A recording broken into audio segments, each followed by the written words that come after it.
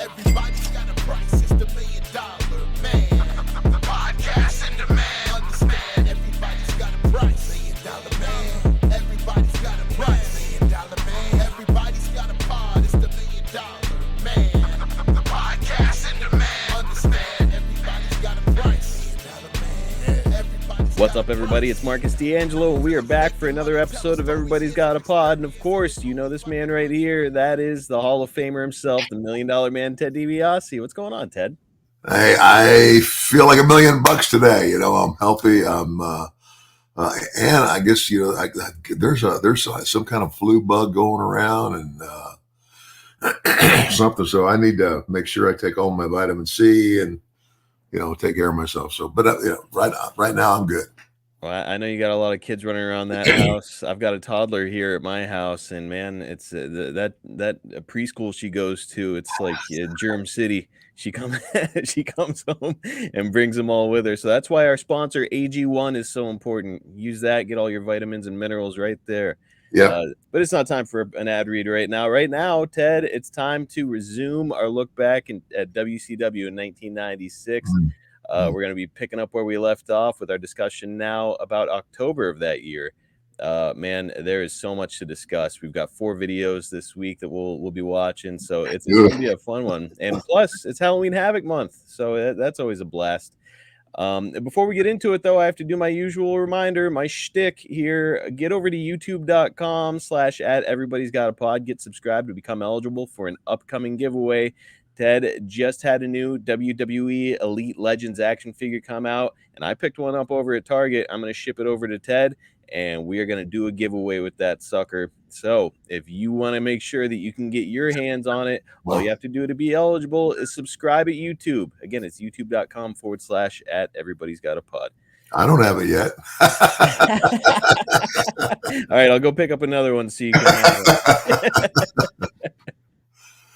it. So it's October 1996, WCW, of course. A lot of big stuff going on, including some pretty notable arrivals. Behind the scenes, JJ Dillon arrives with the company in an office role.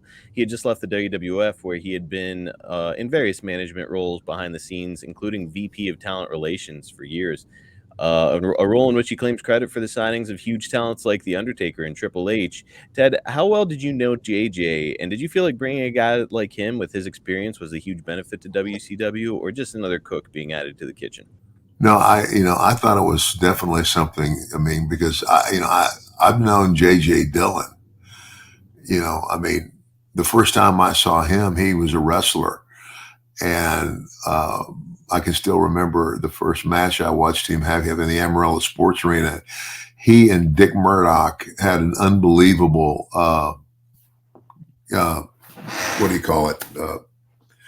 they worked together.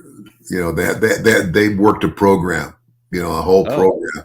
And JJ was he was the villain. He was the heel, and Murdoch was the baby face. And I'm telling you, and then I'll be honest with you, one of my very first matches was with him, with JJ Dillon. Really?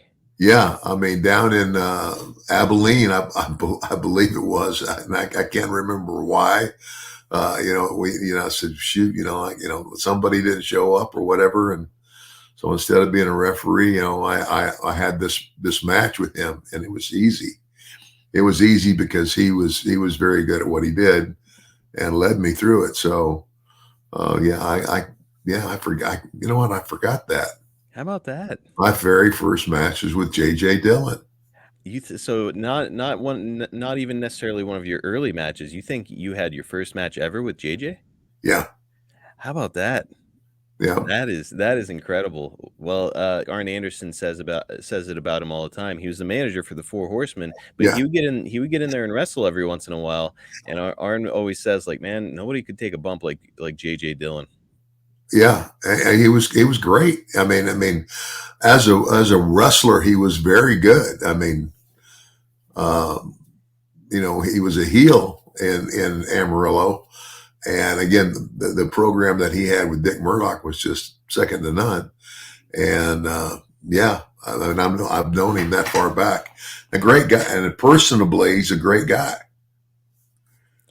I've had the pleasure of meeting him on a couple of occasions, and I back that up. He's certainly a great guy, and yeah, I mean, what an incredible talent, and for him to transition from being like, hey, this great worker and great bumper to all of a sudden being a great manager, and Yeah, now here in WCW, he's behind the scenes initially, but then he's going to become WCW commissioner. He's great in that role. It's man, it's a versatile talent, isn't he? yeah, yeah. He could do it all. I think it's also worth mentioning that in the 10/14/1996 Observer, Meltzer mentions that there's a lot of behind the scenes heat among Hall, Nash, and Hogan, with Hall and Nash already getting tired of their backup roles and frustrated with the amount of money that Hulk was making. Ted, as a member of the group, you're around all these guys a lot. Do you remember any kind of tension starting to brew among everybody? Well, it wasn't. I guess it wasn't something that was obvious to everybody, but yeah, I knew about it, and it's kind of like anybody that comes along, and again, Kevin, Kevin and Scott, they are relative newcomers, and they're looking to prove themselves and get the opportunity. And of course, you're there. If you're the guy at the top, there's always somebody looking to knock you off the top. Mm-hmm. And so, and I guess politically at that time, Hogan also. I mean, Hogan had been Hulk Hogan. I mean, he'd been Hulk Hogan for the WWF forever, and was the feature guy when Vince McMahon went national and global with his company. And yeah, it's like everybody would want that spot. And of course, this is a time now where Hogan has left the WWE and gone over. And I guess, yeah, I mean, Scott and Kevin are like, okay, when's my opportunity?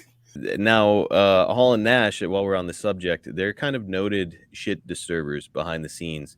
And I think I've even heard Kevin Nash say that, they were pretty giddy about the amount of money they were making coming in the door here from WWF, and they were happy to let everybody backstage know exactly what they were making, which is a substantial amount more than most of the rest of the folks were making.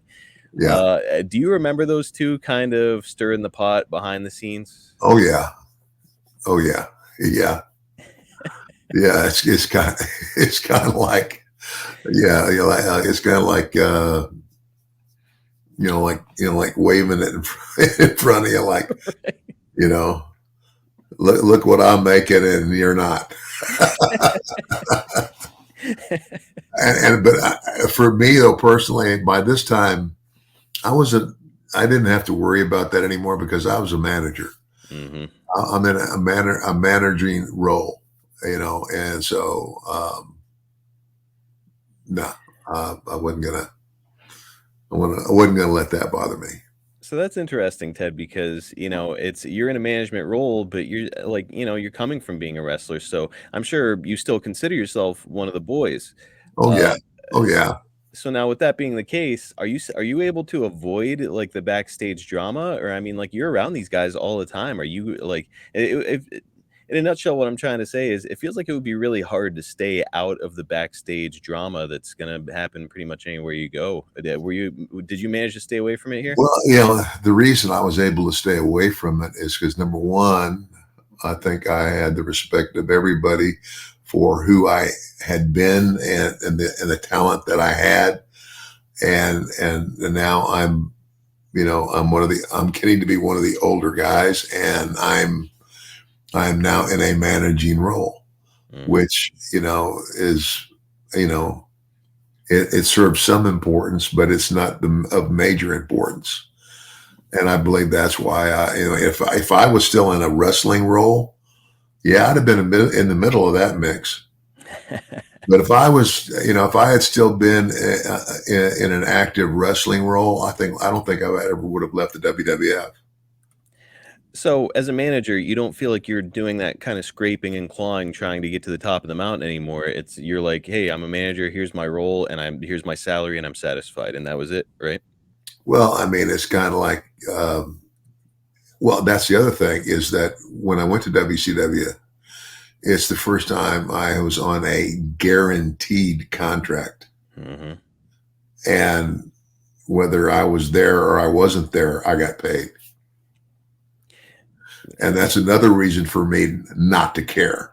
Pretty easy to be content under those circumstances. Yeah. I've got my money is guaranteed. I'm not physically wrestling anymore. I'm in this manager's role. You guys go fight and have it out, and I'll just sit back here and watch. Pretty good spot to be in. Yeah. Well, something else that I saw in the Observer was that this is around the time when Bischoff is kind of calling meetings with a lot of the talent and outlining goals. And a lot of those goals were to put Vince out of business or to outdo Vince on shows. I mean, some of these became pretty infamous meetings whenever, they would reach the Observer because of some of the content of what Bischoff would say about putting people out of business and ending Vince McMahon's, reign of terror up there with the WWF. Do you have any recollection of being in any of these kind of wild meetings? Oh, I mean, I heard it all, and I'll be honest with you. I just kept my mouth shut and watched, and oftentimes laughed. I said, nobody's going to put a Vince McMahon out of business, and especially someone who knows nothing about the wrestling business. And I'm sorry, but at the time, in my opinion, Eric Bischoff didn't know squat about wrestling. I know that Eric would solicit advice from like Hogan, Hall, Nash, a lot of the guys that were on top, Savage for another example. Would he ever come to you? I mean, nobody knows more about the business than you by this point. Like I said, again, I came there in a managing role, and I managed to stay out of the way. and let me say this. I have nothing against Eric Bischoff, and he's personally a very nice guy, and I never asked him how he did it, but I still wonder how he did it. I was like, how did you end up, being the guy in charge of this? And, because it's like, until I went there, I'd never heard of Eric Bischoff. Mm-hmm. You know what I'm saying? Yeah. I mean, he wasn't a recognizable name in wrestling. Not necessarily a good fit on paper. However, I mean, the proof is in the pudding for Eric Bischoff. I mean, yes, WCW would eventually tank, but I mean, he took over, and I think it was 93. And well, they I mean, okay, but the biggest angle in wrestling ended up being the war. Mm-hmm. Here's all these guys that had been with Vince that have now jumped away from Vince and are now working for the competition. Right. That was the biggest story in wrestling. Well, Ted, our first clip this week, we're dropping in on the October 14th Nitro, as it seems a couple of new members might be joining the group. Let's have a look. I know this will sound stupid. I don't even want to bother you with it. But, lack of communication around here. But on the contract that Ted gave us, about the limousine and the Learjets, and most of all, the money with the decimal point where it should be a little further back, that we should be getting the money, what I'm talking about. I don't know if it's just a screw up. I know it Kelly Blue, you have nothing about it, but No, brother, that should all be in there. Turn the page. Where's my signature? No, the Learjets, the limousines, the money on the paper, that should all, whoa. I mean, I didn't sign that. Do you see my signature on that? You know something, brother? I didn't sign this. So this isn't a contract I laid out, but you shouldn't have these shirts on unless I sign this. You know what I'm saying? Well, what the hell are you talking about? What I'm talking about is you don't wear our colors unless we tell you. Unbelievable. Take care of the family business for me. How do you like that, Liz? Unbelievable. You don't wear the colors unless we tell you. Hold this. Trillionaire Ted. See, he suckered those two nasties into watching. Tag him. And look at 6. Tag 'em. They're unconscious, the Nasty Boys. And why I may not like what they did here, attempting to join the NWO, quite frankly. They deserve it. This is a little... This is too much. This is too much. NWO, brothers. You know something, Macho Man?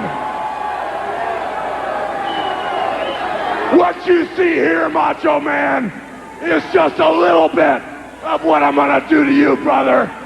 At the MGM, brother. Halloween Havoc. Giant, bring her over here, man. Bring her over here. Get her out of there. You know something, Macho Man? The reason your life fell apart Entire is arena because of on its Hollywood feet. Hogan. The reason I'm going to remain the NWO champion is because there's a pecking order, and I'm the greatest in the sport, brother. And the bottom line is, before your marriage was destroyed, night and day, Elizabeth dreamed about me. She had me on a pedestal. All right. So, Ted, that kind of stuff is what really got the NWO red hot, because it was really starting to turn from like a faction into more of like a gang, like this sort of thing. Like, you know, talking about putting on colors and whatnot. Yeah. But the Nasty Boys, Ted, they couldn't have been more different from your performance style. We also always hear how absolutely crazy those guys could be behind the scenes. What were your experiences like around those two? Oh yeah, I mean, it's just that just, you know, like yeah. yeah. Enough said. They're just ridiculous sometimes. You're trying to think of a story that you can tell, and there's maybe none. I'm trying to think of one, and I don't think I can find one. That's all right. I won't hold your feet to the fire on it. Something else that stands out to me here is Hogan's statements at the end to Savage about Liz. We all know that in real life, Hogan and Savage had a real love-hate relationship, and rumor has it that Liz was at the center of their issues. Now here we are, and it's being turned into a storyline. What do you think about this blending of reality and storyline? Well, I don't know, and I'll be honest with you. Back then, at that time, I didn't know any of that. I didn't know any of what was going on. Really? No. You know, I didn't, and I didn't want to know, to be honest with you. You know, like I didn't delve into that. I mean, and nobody, obviously I knew Hulkster and I knew Savage, and but it wasn't one of those things. I didn't know either one of them well enough to sit down and have a conversation like that with them. And again, you know, it's the businessman in you. It's like, hey, if I don't have to be in the middle of drama, I'm not going to insert myself into it. So exactly. On the next episode of Nitro, yourself and the NWO are ringside for a match between the fake Sting and Mr. JL when real Sting comes out with a very different look and attacks fake Sting. None of the NWO guys try to stop him, and instead, you take the mic and give Sting an offer. Let's check it out. Hold on, no, come on. Well, let's give a great big warm welcome to the real Stinger. No! He's with him. He is with him. And you No know, way. Sting, the NWO would like to give you a warm welcome too. We'd like to welcome you aboard. See, we could use a man like you. No. Whether you realize it or not, or whether WCW realizes it or not, the NWO is taking over. That is a fact. You understand? He's not wearing NWO. He's not wearing We their are colors. here to He's stay. not wearing that NWO. Look at his There's nothing face. anybody can do about it. Look at his And you eyes. see, if you join us, it's not like going to work for any other company. No, once you join us, then you're like family. You got something to say to Sting, big man? Stinger, if I may quote my most favorite American poet, Jim Morrison, I think it's time you break on through to the other side. Don't do it. I got a couple of questions for Sting. You've been carrying the WCW banner for 9 years and doing a great job. What do you got to show for it? We bring him out, a bogus imposter, and nobody knows about that better than us. Because we knew it would get to you. WCW tells you to stick it. We want you to know we're taking over, and with you, there's no stopping us. You jump NWO, you're NWO for life. Come on, Stinger. Come on, Stinger. He's done. Come on. They brought the devil out of him. He reached down. That right there is your cheap imitation. You get what you pay for, don't you? The real Sting may or may not be in your price range.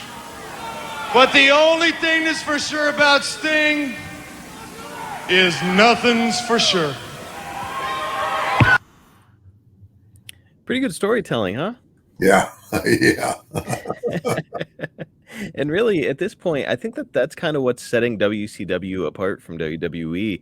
You know, WWE had kind of this emphasis on cartoonish, crazy, outlandish characters and storylines at this time. And then you flip the channel to WCW, and there's like gang violence, and there's this kind of storytelling. I mean, what do you think, Ted? Is that kind of what made the difference during the Monday Night War? I'm not sure, to be honest with you, but I know this. I know that this one big thing with all these guys who without them even thinking about it, owe the fact that they're a wrestling star to Vince McMahon. Mm. All of those, Kevin Nash, Scott Hall, all those guys, Hulk, me, all those guys, the thing that put them on the map, the thing that made them a recognizable character was Vince McMahon of the WWF. Yep. And so, now these guys are jumping ship for whatever reason and going to do their own thing. Okay.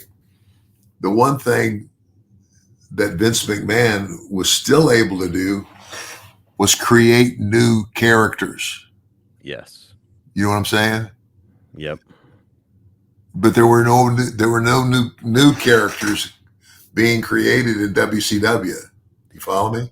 At least none that were really hitting, until Goldberg. Well, exactly, because they didn't know how. Until Goldberg came along, they had like Glacier and some of these other guys come along, and it just was not working. But you're right. It's Vince McMahon, he put somebody on his TV. That's automatically somebody, where in WCW, maybe not necessarily the case. And to that point, once that angle, that initial surprise, all these new guys, all these established WWF stars are now WCW stars. Well, now do something with them. Mm-hmm. Now, to make this, and they didn't have that. Outside of the NWO, a lot of these guys that they were bringing in what's your next big deal? Yep. If you come in and you're part of the NWO, okay, you've got a really juicy storyline you can sink your teeth into. Anybody else, they struggled. They struggled to do anything with them. Yeah. And they would down the road when they brought Bret Hart in. They brought Bret Hart on board, and they didn't know what to do with him. And next thing you know, it's like his creative is all screwed up. Yeah. Okay, let's take a minute to discuss our fantastic sponsor that is changing the lives of men everywhere. Of course, we are talking about Blue Chew. Are you ready to perform with the confidence of the $1 million man in the bedroom? Are you ready to leave your partner feeling like $1 million? Are you ready to get that thing so hard you could go hunting with it? If the answer to all those questions is yes, it's time for you to give Blue Chew a try. Blue Chew can help increase your performance and regain that old confidence where it counts the very most. Blue Chew is a unique online service that delivers the same active ingredients as Viagra, Cialis, and Levitra, but in chewable tablets and at a fraction of the cost. You can take them anytime, day or night, so that you can plan ahead or be ready when that opportunity springs up. The process is simple. Sign up at BlueChew.com, consult with one of their licensed medical providers, and once you're approved, you'll receive your prescription within days. The best part of it, it's all done online. You can forget about those visits to the doctor's office, no more weird, awkward, uncomfortable conversations, and no waiting in line at the pharmacy anymore. It comes right to you. Blue Chew's tablets are made right here in the USA and prepared and shipped direct to your door in a discreet package. But you know the drill, guys. There's not going to be anything discreet about your package. Men everywhere have never been more excited to see their mail carrier arrive, because when your package arrives, your package arrives. Listen, I know what your next question is. Will it actually work? Why don't you try it for free and find out for yourself? Something free from the $1 Million Man? That's right. You can try it right now for free. All you have to do is pay $5 shipping. That's it. Place your order now and give your partner a very pleasant surprise. Women are attracted to confidence, and Blue Chew can help give you confidence where it counts. Don't wait any longer. Time to chew it and do it. Take advantage of our special deal. Again, you can try Blue Chew free when you use our promo code EGAP at checkout. Just pay $5 shipping. That's BlueChew.com, promo code EGAP, and receive your first month free. Visit BlueChew.com for more details and important safety information, and we thank Blue Chew for sponsoring Everybody's Got a Pod. Well, look, I also want to talk about the new look for Sting. It's not quite dialed in just yet. He kind of looks like some kind of a weird mime here, Ted. But your mentor, Terry Funk, evolved himself. Chris Jericho and The Undertaker have also become known for changing and adapting to the times. And now Sting is doing the same thing with himself to kind of adjust to this new standard in wrestling. Did you feel like there was any difference or evolution in your character between the $1 Million Man and now NWO Ted DiBiase, or did there not really need to be? I never really thought about that. I mean, I knew, again, it was, even though I was there, and of course, I still want to be a part of the business, have exposure and what have you. The thing that was more on my mind than wrestling, even at that time, was this new relationship with God and me going out and being a speaker and, if you will, a minister and ministering to people. This was all happening during that time. And that was, like I said, that's why I told them. I said, you guys probably need to turn me babyface, because people are going to be seeing a lot more of me on Christian television, and the two don't mix, so I had a guaranteed contract. I showed up and I did what I was asked. And because I wasn't a wrestling talent anymore, I didn't really worry about it. Now, that kind of brings up an interesting point in my mind, Ted. You had just come from the WWF earlier that year, and Jake Roberts had debuted in the WWF with a very, very different character from what he had been previously. Now, all of a sudden, he is a born-again Christian character, and he's preaching the word of the Lord on WWF television. And it makes me wonder, I mean, at any point, even in the next year, whenever you have this conversation with Eric, like, hey, maybe you ought to turn me babyface, did you ever consider bringing your faith onto wrestling TV or pitching the idea? No, you mean with Eric? Yeah. No. Do you think that Eric would have been receptive to it if you had come to him and said, like, hey, I'd like to bring, more of a faith-based character onto TV as a babyface manager? No. You don't think so? No. Why not? Do you think it's just because he was going edgy? I don't know. And personally, at the time, I didn't care. Ah. I mean, it was kind of like I was at a point, and it's hard for me to explain this, Marcus. It was almost like okay, I've got this contract. I'm committed to it. You know, I've got a guaranteed contract. You know, I'm going to do my best to do what they want me to do until Okay. this contract's over. But at no time did I even consider the possibility of renewing that contract, because I'm with it now. my direction, you know, it was like I was there physically, but I wasn't there mentally. Okay. Now That we're makes now sense. we're kind of now we're kind of starting to dig into it, where it's like, Yeah. yep, you're involved in this hot angle and you're on TV, you're getting tons of exposure, but your heart is not there anymore because now your mind is in a different direction with your Yeah. faith. Yeah, exactly. Gotcha. And again, you know, when I left there, when my contract was, well, I told Eric, I basically, I said, look, I said, here's the deal, guys. I said, you know, you got me over here, and I told Eric this. I said, you got me over here. I'm part of this deal. I said, I'm going out here week after week. I'm standing in a corner with my thumb up my ass. I got nothing to say.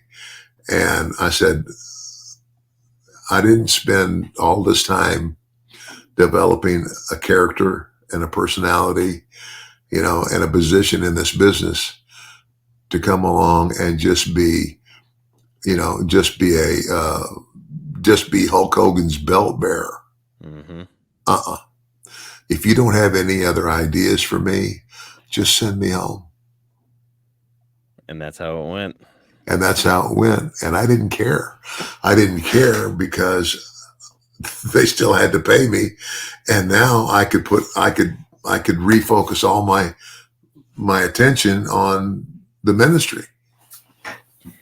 All right. See, you know, as I'm watching this, you know, as a wrestling fan and a Ted DiBiase fan, I'm like, how cool is this? Like Ted DiBiase, he's in the NWO, he's involved in this red hot angle. I bet he was having a blast. But here in reality, you're like, nah, I think I'd rather be doing, you know, something with my faith outside of wrestling.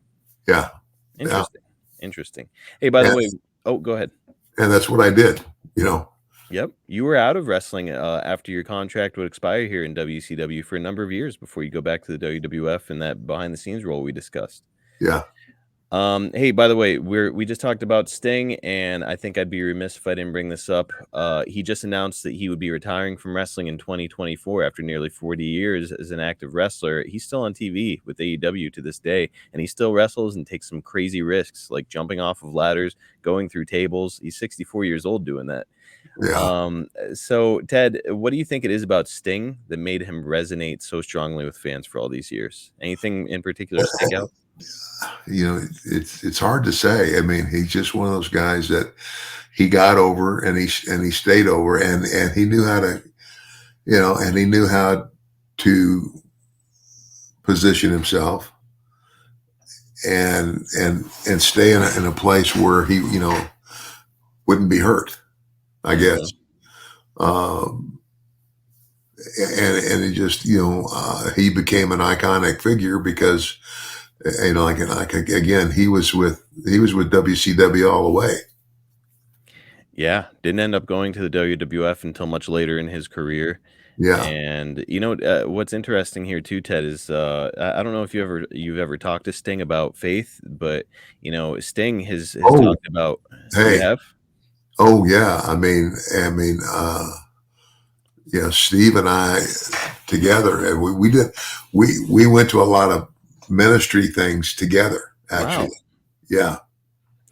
It's kind of like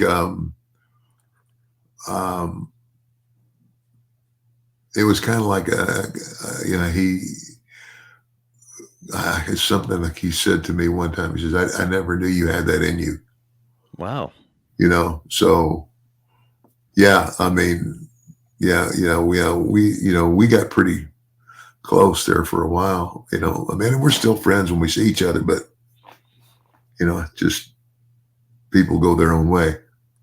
It's just interesting because, you revealed here that your heart just wasn't really with it, and Sting has mentioned before that, it's actually during around this time, maybe a year or two later, he's involved in this really hot angle, and, he's coming down from like a helicopter at Club La Vila, and it's like Yeah. all this crazy spectacle, and he's at the center of it, and all the fans adore him, but he was like, but I was miserable, and I wasn't happy personally or professionally.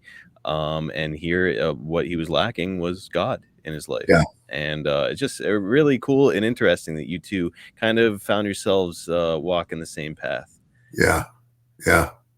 Well, back into the action here. We're at Halloween Havoc. The event set an all-time record for live gate and merch sales, bringing nearly $225,000 in ticket sales and nearly $70,000 in merch. I know you'd end up getting frustrated here in WCW, and certainly your heart's not all the way in it, but it had to feel pretty good to be something or part of something this red hot, right? Yeah. Okay. It was like, hey, Marcus, by that time, I was like, I don't care. You were just like over it, and it's like, yeah, whatever. Pretty much. Much. At Halloween Havoc, you're acting as kind of like an NWO master of ceremonies. You're standing in the crowd, cutting promos and introducing NWO matches. You get involved in the match between Hogan and Savage, giving Hogan a weapon, then also pulling Randy out of the ring so that the Giant could attack him, which would lead to Hogan getting the win. After Hogan retains, there's another huge debut that happens here at Halloween Havoc. Let's have a look.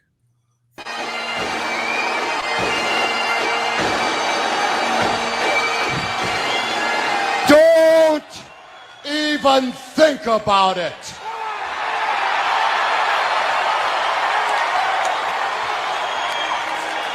Hi.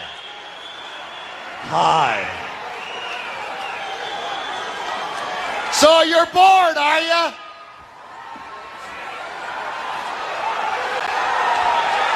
I've come here to break your monotony. Hey, Sprout, why don't you just head back with a Jolly Green Giant and take a break? Whoa. You know what, Mr. Piper? There's a big lack of communication here, because when I said that I made wrestling, when I said that I own wrestling and I control wrestling, now that I really think about it, I remember that you and I were running neck and neck. Why don't you shut up for a second? It's my turn. Be careful. I am not here to represent the WCW, the NWA, the SPCA, the SOB, although I can be one SOB when I want to be. Be careful. Be real careful. Yeah, I made a lot of money being real careful. I'll tell you something there, Charlie Brown.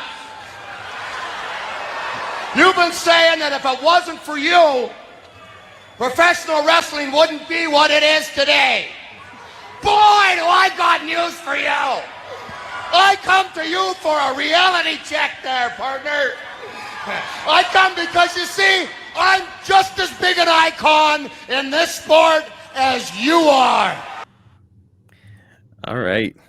Man, he is a scene stealer, isn't he? Yeah. I mean, what a massive addition to the WCW roster. You've got Roddy Piper. What do you think of him arriving for this red hot product here? Oh yeah. I mean, it was a shot in the arm for sure. I mean, and again, everything Roddy just said is pretty much the truth. And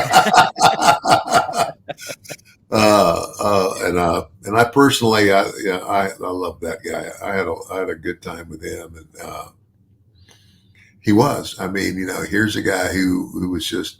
As a matter of fact, he and I were at Madison Square Garden the same time. This is the first time I ever. I think it was. I think it was the. It wasn't the first time I wrestled in the Garden, I think was going to be my last match in the Garden as I was leaving there the first time when Vince Sr. was still alive. Mm.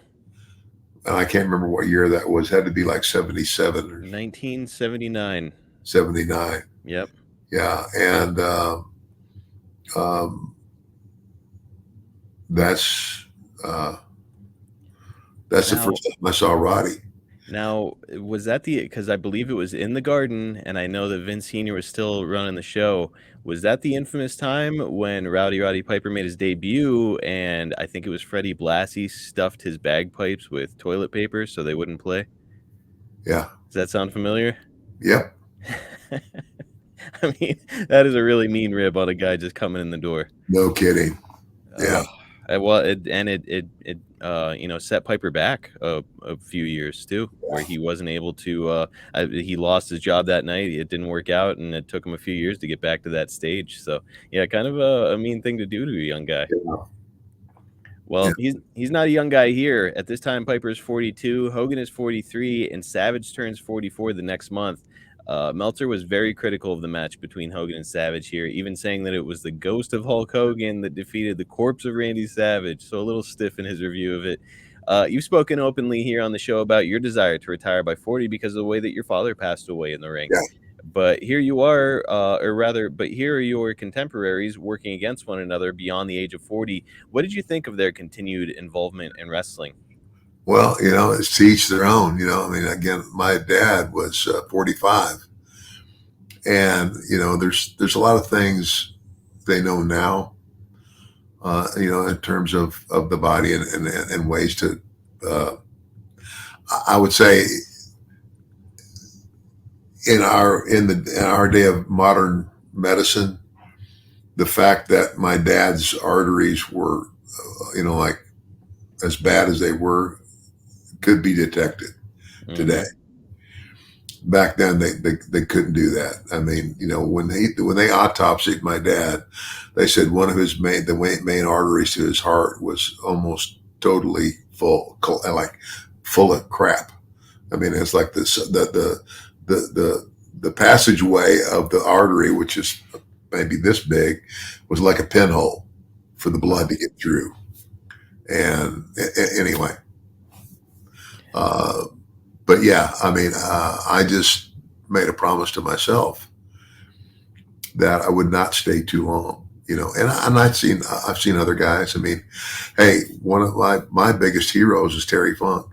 Mm-hmm. And my gosh, Terry wrestled until he was almost 70. Yeah. I think. Yes. And he would be here in WCW a few years later, taking crazy risks, I think in like his late 50s or early 60s. Yeah, and it was kind of like, but I mean, I just a personal decision, that I would not. And then there's a lot of guys now. Terry continued to look good. Mm-hmm. It's not like he didn't look like a washed up old man getting in the ring. I don't think. And he wasn't trying to come out there and be this flashy technical wrestler by the later stages either. He was like, okay, I'm getting older. I'm gonna change my style. Now I'm a brawler, and he would come out and brawl with people and have hardcore matches, and it kind of worked. Yeah. Ted, the next year at Halloween Havoc '97, Piper and Hogan are gonna face each other in a cage match. So they're even a year older than they are here, of course, and that match would be dubbed "The Age in the Cage." Just because of the age of these two guys climbing into there. I mean, do you think that featuring veteran talents against one another is the right approach, or should they have been paired with younger guys who can bounce around for them? I don't know. It depends. I guess it would depend on the situation. Of course, I mean, where the fans are concerned, you get a couple of guys. Again, you get a Hogan and a Piper who are, relatively the same age, and that's interesting. An older guy with a younger guy, I don't know. They might not have the same chemistry, older guy and a younger guy, right? Yeah. Something to think about. Well, the next night on Nitro, a big focus is, of course, on the recap of Halloween Havoc as they try to push for that purchase of the replay. You'll come out with Hogan at the end of the show as he cuts a promo on Savage before finishing up with a statement about Piper. Let's have a look at our final clip this week. If there was ever any question in anybody's mind who the superstar of the 90s is, who is at the top of the pecking order, it was only proved when one of the greatest wrestlers of all time, the rowdy one, that little red-haired stepchild, Roddy Piper, came out and was man enough to admit that he always idolized Hulk Hogan and couldn't even lace up my boots. And when I looked in Piper's eyes, after he kept admiring my accomplishments, I saw the fear in his eyes, and as he turned his skirt and ran, that was the best decision of his life. And now, Mr. DiBiase, now that I've held up my end of the bargain in the NWO for life, as soon as we get done doing what we're gonna do, I'm gonna go party with a Big Brother, Vince, and the new champs, the Outsiders. Tell them what I've been waiting to do, Mr. DiBiase.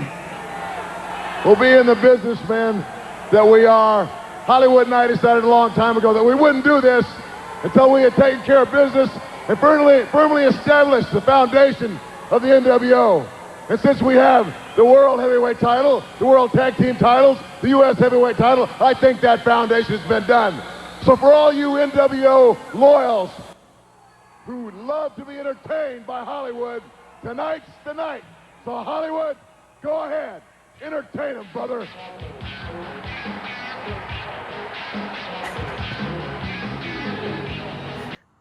Okay.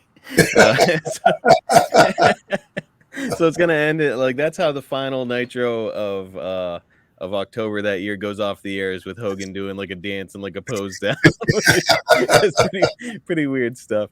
But up until that moment, I mean, you know, you guys they're booking heat in WCW, and NWO is holding all the gold. And you guys are being really antagonistic. And of course, you know, we hear that Kevin Sullivan was the booker at the time, and nobody booked heat like Kevin. Had you spent much time around Kevin Sullivan in your career? Yeah, I mean, I've known Kevin for years, and you know, and he and I, you know, it's like Kevin doesn't get along with just everybody, you know, and you know, he's the kind of guy he's gonna kind of feel you out before he allows himself to get, you know, too close. That's the way I kind of read him, and I always, you know, the guy's a sharp guy. You know, I thought he was really sharp, as a matter of fact, and I never had any problem with Kevin. Now, his style is heel territory. Heels on top, babyface chasing. You had just come from the WWF, babyface on top with heels chasing. Which is your preference for a territory, Ted? Well, again, it's, you know, I'm old school. It's kind of like the reason that, you know, like you take the guys that were NWA world champion, Harley Race, Dory Funk Jr., Terry Funk, Jack Briscoe, all those guys. When they would go into a territory, they would go all the way around, and they would wrestle the top baby face. Because it's because all the people in the crowd want to see their hero beat him. Yes. So the heel is the champion, and the baby face is chasing. You like that approach? Yes. I like that approach too. Because it's more entertaining. Like, man, is this babyface finally going to get it away from this bastard? And then when he finally does, it's like the big pop. Yeah, exactly. Yeah. Well, Ted, also during that promo, I couldn't help but notice that you're not getting a lot of time on the mic, even though you were brought in to kind of be the mouthpiece for the group. You're here getting guaranteed money. It's less dates, as we've discussed, which means more time at home, and that's great. Plus, you know, again, you're part of the hottest angle, which maybe didn't quite mean. Well, that's the other thing. It's like, you know, it's like, I didn't, I didn't have to say a whole lot. I mean, everybody knew who I was. Everybody, I'd already established a reputation in the industry. So, I wasn't worried. I mean, it was kind of like, it'd be different if I was in the heat of the match. Mm-hmm. If I'm one of the guys wrestling whoever and doing whatever, but that was not my position. And so I was just, like I said, I had I had my money, I had my position, and it was a comfortable one, and I enjoyed it. I thought it kind of worked too, because I mean, yeah, sometimes less is more. yeah, and you're in the role of the financial backer here. You cut a Yeah, promo every once in a while. You'll help out on commentary every once in a while. So, like, I don't know. I thought it kind of worked. That was one of the criticisms I was seeing online. Is like Ted's barely even talking here. It's like he's getting his opportunities. Plus, that's yeah, his role, and it yeah. works. Well, Ted, I think what we're doing here is working. This look back at WCW, and we're gonna continue the fun next month with another look with November of 1996 in the World War III pay-per-view. Before we go, I want to remind you guys, if you'd like to get this podcast early with no commercials, you've got to go to premierstreamingnetwork.com and sign up for Premier Plus. Tons of content over there, lots of wrestling podcasts. RVD's doing one over there right now, and RVD just debuted not long ago on AEW television. So if you definitely want to hear what that guy has to say, because he's still active and what a career he's had. Again, it's premierstreamingnetwork.com. Sign up for Premier Plus. Not to mention, Ted, if I recall right, I believe he once kissed your boots. RVD. Yes. Oh yeah, yeah. It's kind of like, and what's funny is years later when he actually broke in, and and then like, told me the story. I mean, it was kind of like, and I think it was he was in he lived somewhere up way up in Michigan, right? Mm-hmm. Is where he's from. Battle Creek, and we had done a show up there, and he came in the ring, and yeah, he kissed my feet for the money, and I remember one of the times I saw him later, I said, hey buddy, I said, I've got another foot. I've got another foot for you to kiss if you want. And he said, but this time, Ted, it'd be a lot more expensive. Man, I love RVD. What a great He's a personality. good guy. He's a great guy. He is hilarious, and my brother Dominic is the co-host for that podcast with him, and the two of them have great chemistry. So seriously, guys, if you like what we're doing, check their podcast out too. And hey, please tell him I said hello. We certainly will. And Okay. guys, if you're enjoying our show and you're listening on your podcast app, do us a favor, take a moment, like, subscribe, and leave us a 5-star review. That helps Ted and I out a bunch. We'll be back for more next week, but in the meantime, we'd love to have you follow us on social media at Ted DiBiase Pod on all social media platforms. Follow our guy Ted here at MDM Ted DiBiase on all of his social media. Follow me at Marcus P. D'Angelo on X, and follow Premier Streaming Network at Watch on Premier on X and at Premier Streaming Network on Instagram and Facebook. All right, man. Another look back at WCW is in the books. This was a lot of fun today. You bet. And as always, before I go, I must remind everybody that everybody's got a price for the $1 Million Man. See you guys next time right here on Everybody's Got a Pod.